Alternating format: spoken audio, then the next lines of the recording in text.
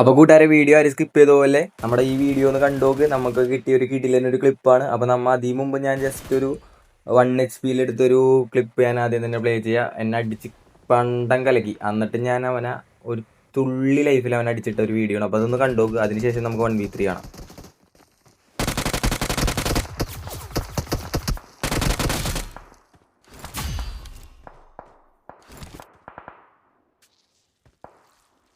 അപ്പോൾ ഞാൻ പറഞ്ഞ 1v3 ഇതാണ് ഗൈസ്. അപ്പോൾ ഒന്ന് കണ്ടോക്ക്.